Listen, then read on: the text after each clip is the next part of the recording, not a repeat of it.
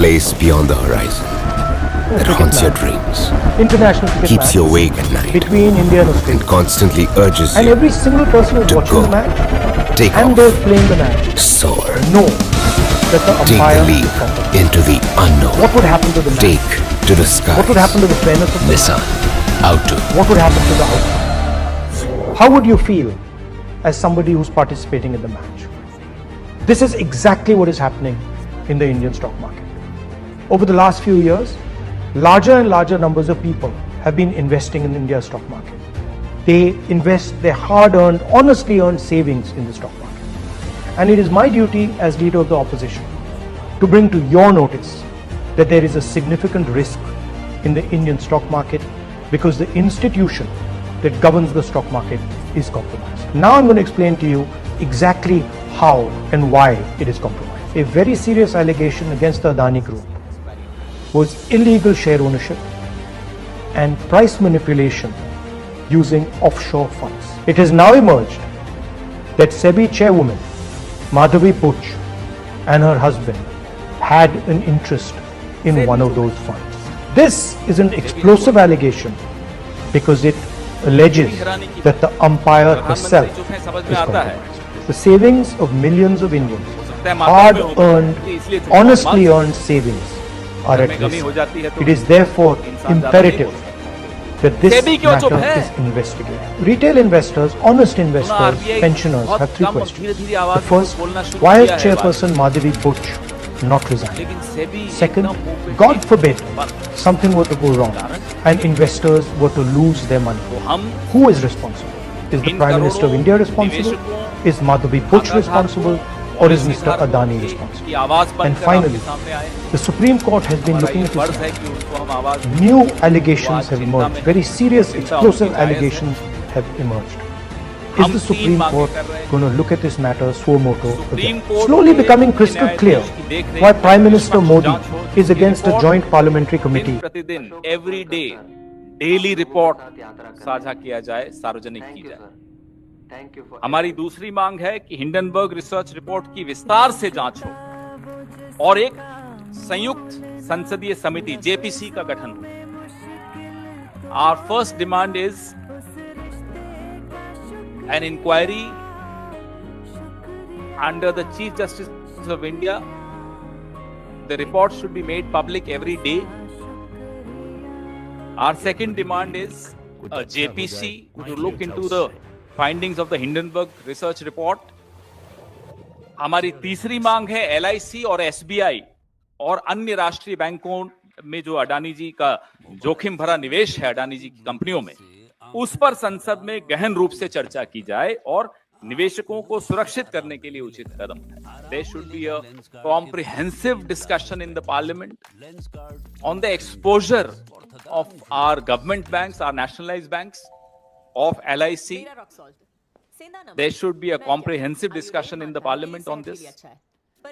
And ways should be found out to protect the interests of the investors in these, in LIC and in our nationalized banks. Adani के भ्रष्टाचार को उजागर करने की सजा मुझे 6 महीने जेल के रूप में मिली और आपको याद होगा कि देश की संसद में मैंने नारा लगाया था प्रधानमंत्री जी के सामने कि मोदी अडानी भाई भाई देश बेच के खाई मलाई, क्योंकि 18 महीने पहले हिंडनबर्ग की एक रिपोर्ट आई जिससे पूरा देश और पूरी दुनिया अचंभित रह गए। वो रिपोर्ट क्या कह रही थी? वो रिपोर्ट ये कह रही थी कि दुनिया के तमाम घोटालेबाजों को इकट्ठा करके भारत से मनी लॉन्ड्रिंग करके अडानी ने हजारों करोड़ रुपए मॉरिशस में फर्जी कंपनियां बना के चैन चुंग लिंग, नासिर अली, इन लोगों के माध्यम से फर्जी कंपनियां बना के हजारों करोड़ रुपए लगाया और उन्हीं कंपनियों के जरिए गौतम अडानी का भाई विनोद अडानी भारत में शेयर बाजार को बढ़ाने के लिए अपने कंपनियों के शेयर को ओवर वैल्यू करने के लिए, यानी वास्तविक वैल्यू शेयर की उतनी नहीं है, उसमें फर्जी कंपनियां बना के विदेशों से पैसा लगाया गया और शेयर का दाम बढ़ाया गया।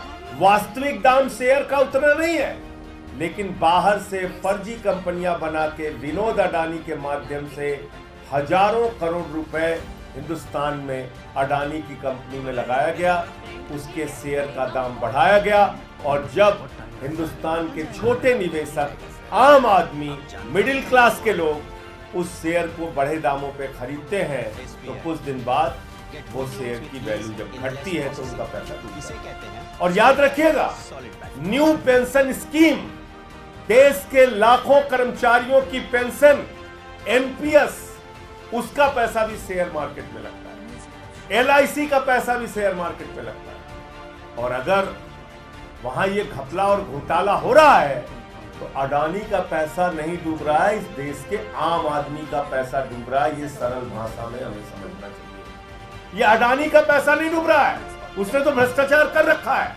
ये देश के लाखों करोड़ों लोगों का गाढ़ी कमाई का पैसा जो शेयर बाजार में वो लोग लगाते हैं, वो पैसा डूब रहा है। और कितना डूबा आप कल्पना कर सकते हैं? अगर मैं इस प्रेस कॉन्फ्रेंस में कहूं तो जीरो लगाते लगाते आप थक जाएंगे। जब हिंडनबर्ग की रिपोर्ट का खुलासा हुआ तो 8,50,000 करोड़ रुपए हिंदुस्तान के लोगों के डूब गए शेयर मार्केट। 8,50,000 करोड़ रुपए। मैंने तब मांग की थी बहुत जोर शोर से कि जेपीसी बनाओ, जेपीसी बनाओ, पूरे मामले की जांच कराओ, सच्चाई तक जाओ। इस देश के लोगों का पैसा डूब रहा है। अडानी ने फर्जी कंपनियां विदेशों में बना के अपनी कंपनियों के शेयर बढ़ाए हैं, उसके दाम बढ़ाए हैं, पैसा गलत ढंग से लगाया गया, खुलेआम ये मनी लॉन्ड्रिंग का मामला है, भ्रष्टाचार का मामला है। एक आवाज नहीं सुनी गई। मोदी जी ने क्या किया? मोदी जी ने कहा इसको पकड़ के जेल में डालो। उठा के मुझे जेल में डाल दिया गया, 6 महीने में जेल में डाल। जुर्म यही था, मैं फिर दोहरा रहा हूं, वो नारा संसद में, मोदी अडानी भाई भाई, देश बेच के खाई मलाई। और आज क्या खुलासा हुआ? माननीय सर्वोच्च न्यायालय में मामला गया। माननीय सर्वोच्च न्यायालय ने कहा इस पूरे प्रकरण की जांच सेबी करेगा, सेबी इस पूरे प्रकरण की जांच करेगा। सेबी ने अपनी जांच शुरू की, सेबी ने अपनी रिपोर्ट दाखिल की और 2023 के मई महीने में जो रिपोर्ट सेबी ने सुप्रीम कोर्ट में दाखिल की वो बड़ी हास्यास्पद है। आप सुनेंगे तो आपको मजाक लगेगा। सेबी सुप्रीम कोर्ट में कह रहा है कि हम ऐसे जुड़े 13 मामलों की जांच कर रहे हैं और ये कर रहे हैं, वो कर रहे हैं, और बाद में कह रहे हैं हमें पता नहीं है कि कहां तक ये जांच जाएगी, ये एक दिशाहीन जांच है, हुजूर कुछ गड़बड़ी तो हुई है लेकिन हम बता नहीं सकते गड़बड़ी किसने की है। तो क्यों बोला सेबी ने? सेबी अध्यक्ष ने क्यों बोला ये? इसका खुलासा कल हिंडनबर्ग की नई रिपोर्ट में हुआ। और वो क्या कहती है नई रिपोर्ट? कि सेबी की अध्यक्ष माधवीपुरी बुच और उनके पति धवल बुच ने लगभग $10 मिलियन उन्हीं फर्जी कंपनियों में लगाए हैं, उन्हीं फंड्स में लगाए हैं जिसकी इनको जांच करनी थी। यानी जिस भ्रष्टाचार के मामले की जांच सेबी अध्यक्ष को करनी थी, वहीं पर इनका पैसा लगा हुआ है, वहीं पे इनका इन्वेस्टमेंट हुआ है लगभग $10 मिलियन। और ये एक विसिल ब्लोअर के माध्यम से इस बात का खुलासा हुआ। आप मुझे बताइए, जिन कंपनियों के, जिनके भ्रष्टाचार के, जिन मामलों की जांच स्वयं सेबी को करनी थी, अगर सुप्रीम कोर्ट ने कहा कि आप जांच करेंगे इसकी, तो माधवी बुच ने क्यों नहीं बताया कि हुजूर मैं जांच नहीं कर सकती क्योंकि हमारा मामला, हमारा पैसा तो और हमारे पति का पैसा तो खुद ही इन फंड्स के ऊपर लगा हुआ, जिसको विनोद अडानी मैनेज करता है, जिसके जरिए हिंदुस्तान के आम आदमी को लूटा जाता है, जिसके जरिए हिंदुस्तान के आम लोगों का लाखों करोड़ रुपए का उनको चूना लगाया जाता है। मैं फिर दोहरा दूं, 8,50,000 करोड़ रुपए शेयर बाजार में 18 महीने पहले इस देश की जनता के डूबे थे, भूलिएगा नहीं। और तब मैंने चिल्ला के कहा था कि ये बहुत बड़ा भ्रष्टाचार है, जेपीसी से इसकी जांच कराओ। तो मैं भारत के प्रधानमंत्री से पूछना चाहता हूं, आप भ्रष्टाचार पे बड़ी बड़ी बातें करते हैं, भ्रष्टाचार को खत्म करने की गारंटी देते हैं, भ्रष्टाचारियों को जेल में भेजने की गारंटी देते हैं, और आपने एक तेलंगाना की सभा में कहा था अडानी कांग्रेस को टेम्पू में भर भर के रुपया पहुंचा रहा है। आप देश के प्रधानमंत्री होकर इतना बड़ा आरोप लगाते हैं और जैसे ही आपकी शपथ ग्रहण समारोह होती है भारत के सेना के सर्वोच्च पद पे बैठे हुए लोग पीछे बैठते हैं, अडानी आगे बैठता है। ये आपकी असलियत है प्रधानमंत्री। इसलिए अडानी का घोटाला ये अडानी का घोटाला नहीं है, ये भारत के प्रधानमंत्री नरेंद्र मोदी का घोटाला है, ये भारतीय जनता पार्टी का घोटाला है, जिसने पूरा देश अपने दोस्त के हवाले कर दिया। सेबी ने सरकार को कहा कि हमें डॉक्यूमेंट्स नहीं मिल रहे हैं। सेबी सरकार के से कहती है हमें डॉक्यूमेंट्स नहीं मिल रहे हैं, मगर इन लोगों को डॉक्यूमेंट्स मिल रहे हैं। फाइनेंशियल टाइम्स को सारे डॉक्यूमेंट्स मिल गए और हमारे यहाँ पे सेबी कह रही है हमें डॉक्यूमेंट्स नहीं मिल रहे हैं। साफ मामला है, हाईएस्ट लेवल ऑफ गवर्नमेंट से प्रोटेक्शन है, प्राइम मिनिस्टर का प्रोटेक्शन है, 32,000 करोड़ रुपए क्लियरली प्रूवन है। इसमें मतलब ये प्रूफ है, इसमें ये मतलब ऐसे नहीं बोल रहे हैं, सारा डॉक्यूमेंटेशन है इनके पास, मगर कोई एक्शन नहीं। अडानी महाघोटाला सामने आया, ऑफशोर फंडिंग का मामला सामने आया, स्टॉक मैनिपुलेशन के चार्जेस लगे। हिंडनबर्ग ने चार्ज लगाया कि कैसे ऑफशोर से पैसा आता था, स्टॉक मैनिपुलेशन होता था, कैसे राउंड ट्रिपिंग हो रही थी, ये सारे चार्जेस हिंडनबर्ग ने लगाए। तो इसकी जो जांच है वो market regulator security and exchange board of India SEBI को सौंपी गई, क्योंकि मार्केट का रेगुलेटर मार्केट पर आंख रखने का काम सेबी करता है। पर अब जो हिंडनबर्ग रिसर्च पार्ट 2 का सनसनीखेज खुलासा आया है, उसके मुताबिक सेबी की प्रमुख माधवी बुच और उनके पति धवल बुच उन्हीं ऑब्सक्योर बर्मुडा या मॉरिशस फंड में इन्वेस्टमेंट कर रहे थे, जिनके साथ गौतम अडानी के भाई विनोद अडानी का संबंध था। एक बड़ी फेमस लाइन है, मेरा कातिल ही मेरा मुंसिफ है। यहाँ पर तो मुंसिफ ही कातिल निकल रहा है। तो जो कोतवाल है जिसको जांच करनी थी, उसका उन्हीं तथाकथित फंड में इन्वेस्टमेंट था इस रिपोर्ट के मुताबिक, जहां पर विनोद अडानी का संबंध था। इस रिपोर्ट में साफ अंकित है कि माधवी बुच का अडानी समूह से संबंधित ऑफशोर फंड में इन्वेस्टमेंट था और सेबी प्रमुख बनने पर उन्होंने अपनी शेयर होल्डिंग अपने पति को ट्रांसफर कर दी। इस रिपोर्ट में लिखा है कि माधवी बुच और धवल बुच ने 5 जून 2015 को सिंगापुर में आईपीई प्लस फंड 1 के साथ एक खाता खोला था। ये आईपीई प्लस फंड 1 अडानी समूह के डायरेक्टर ने आईआईएफएल के माध्यम से खोला था। तो बुच दंपति ने खाता खोला सिंगापुर के एक आईपीई प्लस फंड में, जिसका स्थापना अडानी समूह के डायरेक्टर ने आईआईएफएल के माध्यम से की। अब यही रिपोर्ट आगे बताती है कि आईआईएफएल ने अपनी एक घोषणा, और ये सारे दस्तावेजों के साथ है, ये सारे दस्तावेज आपके पास ऑलरेडी हैं, चाहिए होंगे तो हम साझा कर देंगे। अब यही रिपोर्ट आगे बताती है कि आईआईएफएल ने अपनी एक घोषणा में बुच दंपति के इन्वेस्टमेंट सोर्स को सैलरी बताया और कुल संपत्ति करीब $10 मिलियन की आंकी गई। निकल जाएगा घर नहीं जाएगा सर। सवाल सबसे पहले सभी चीफ माधवी बुच जी से है। कौन है? पहला सवाल यह है कि क्या आपने 2015 में ग्लोबल डेवलपमेंट अपॉर्चुनिटी फंड का हिस्सा बनकर आईपीई प्लस फंड 1 में निवेश किया था, जो गौतम अडानी के भाई विनोद अडानी से भी संबंधित है? दूसरा सवाल, जब आप सेबी की पूर्णकालिक सदस्य थी, तो क्या आपने आईपीई प्लस में अपने निवेश को, अपनी शेयर होल्डिंग को सेबी के सामने उसका खुलासा किया था, उसका डिस्क्लोजर किया था या नहीं किया था? फर्क है, दादाजी लेट आते हैं। क्या आप ये बता पाएंगी कि अडानी एंटरप्राइजेस और उनके पूर्व निर्देशक Anil Ahuja IPE plus fund से किस तरह से संबंधित थे? उन्होंने आईआईएफएल के साथ इस फंड की स्थापना कैसे की थी?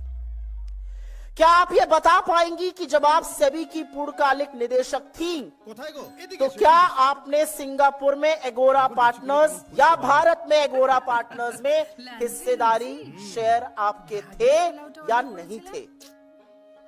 क्या आपने इसका डिस्क्लोजर सेबी को किया था? क्या आपने इस शेयर होल्डिंग के माध्यम से पैसा कमाया है? क्या आपकी रेवेन्यू स्ट्रीम आई है? किन संस्थाओं ने इस कंसल्टिंग फर्म एगोरा को बिजनेस दिया? क्या आप ये बता सकती हैं? क्योंकि एक वक्त में आपके पास पूरा इसका स्वामित्व था रिपोर्ट के अनुसार। क्या आपने 2022 में एगोरा में अपना स्वामित्व, अपनी शेयर होल्डिंग अपने पति को ट्रांसफर की थी, जैसा कि ये रिपोर्ट कह रही है? वो कौन सी संस्थाएं हैं जो आज भी एगोरा को कंसल्टिंग फर्म, कंसल्टिंग का बिजनेस दे रही हैं? वो भारत की कौन सी कंपनीज हैं? क्योंकि सेबी चीफ रहते हुए ये डिस्क्लोजर करना भी जरूरी है। क्या आपने सेबी को सूचित किया था कि आपके पति ब्लैकस्टोन से अब संबंधित है, जो रीट्स में एक बहुत बड़ा खिलाड़ी है? आपने या सेबी के किसी समूह ने या सेबी की किसी मीटिंग ने ब्लैकस्टोन से अकेले, अडानी ग्रुप से अकेले या किसी ऐसी कंपनीज के साथ मीटिंग की है जिनका ब्लैकस्टोन और अडानी से लेना देना है? सुप्रीम कोर्ट को सेबी ने कहा हमारे हाथ कुछ नहीं लगा, वी ड्रू अ ब्लैंक।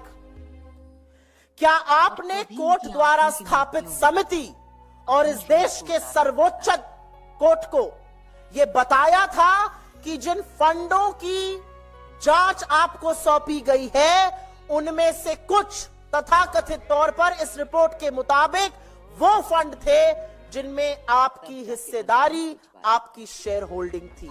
क्या आपने इसका खुलासा सुप्रीम कोर्ट गठित समिति या खुद सुप्रीम कोर्ट के सामने किया था? और एक सबसे बड़ा सवाल, अगर ऐसा था, अगर आपकी शेयर होल्डिंग थी, और उनका स्टेटमेंट कहता है मेरी शेयर होल्डिंग थी जो मैंने ट्रांसफर कर दी थी, तो आपने अपने आप को इस जांच से क्यों नहीं रेक्यूज किया?